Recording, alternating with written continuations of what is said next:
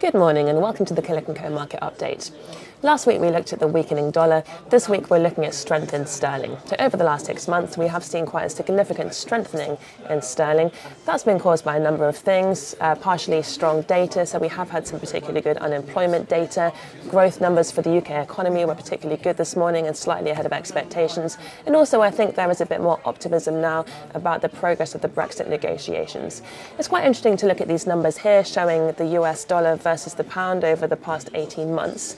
So you can see here that just before the EU referendum, the amount of dollars you could get for £1 was 1.48. The next day following the vote, that fell to just 1.31, so there was quite a significant weakening of sterling. And in the months following the vote, we did see sterling weaken even further. It went down to 1.22 in January 2017, but now it's back to 1.43. So quite interesting to note that it is only just below the level at which it was at just before the EU referendum. Very difficult indeed to know where it's going from here. At the moment it does feel as though there is quite a lot of good news priced in, so some might say it might be quite easy for sterling to head back in the other direction. I think it's quite interesting to look at this long-term chart of the US dollar versus the pound. This is almost a 50-year chart showing the data between now and 1971. As you can see by looking at this, it does appear as though the long-term trend between the dollar and sterling is very much a downward one. But the long-term trend over the last 30 years is around about the 173 mark. So at the moment we are quite a long way below that. So very difficult indeed to know where sterling is heading from here. Also this week we have had the World Economic Forum in Davos, which ends today. A number of global leaders and economic speakers are gathered there to give talks on their views of the market. So it's quite interesting to watch and see what the key takeaways are.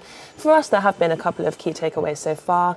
One has been that Donald Trump had a speech in which he said he expects to see a lot more future trade between the US and the UK. So potentially that is a good thing for the UK. And the secondary point that was we have had a little bit of almost a mini currency war between the US and Europe. So the US Secretary of State came out and said that he thought a weak currency was good for an economy. He shouldn't really be saying things like that according to the IMF, so global leaders are not really supposed to comment publicly on things that could cause their currency to fall. So after his comments, we did see a bit of weakness in the dollar. Mario Draghi, the president of the European Central Bank, then came out and criticised him for making those comments. And then after that, Donald Trump came out and said that a strong dollar was what America wanted. So we did see a bit of volatility in the euro and the dollar that day. So that was quite interesting.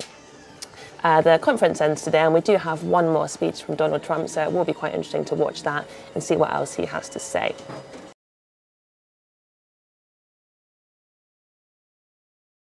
And last of all, as I said, it is still a fourth quarter reporting season.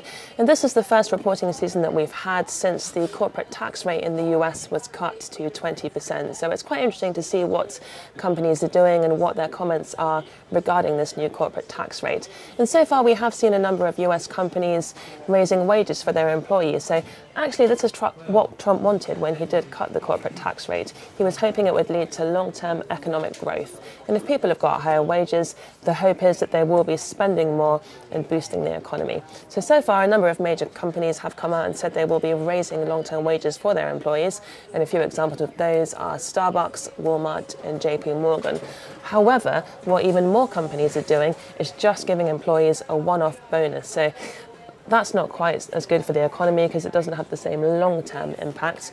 And some of the companies that are just doing this are Apple, Comcast, American Airlines, AT&T, and Bank of America. And you can see why some companies are reluctant to commit to long-term wage rises, because if for any reason in the future the corporate tax does go back the other way, it would be very difficult indeed for companies to reduce wages again. So it's much safer for them just to give these one-off bonus payments. Last week I showed you this chart of US wage growth, and I did say that the reason we haven't had that much inflation in the US is because we haven't had much wage growth. But if we do start to see more wage rises coming through because of these corporate tax cuts, that could potentially lead to higher wages, and potentially in the long term that could lead to more inflation, and we could get interest rates in the US rising more quickly than the market currently expects. So that's something to look out for. And as I said last week, if you have any investments that would be adversely impacted by higher interest rates, I would recommend recommend that you do get in touch with your investment manager. Moving on to the week ahead, a number of companies are reporting next week. In particular, it is quite a big week for technology stocks, so we are waiting for results from Facebook, Microsoft, PayPal, Alphabet, Amazon and Apple. That's it from us. Have a great weekend and we'll see you next Friday.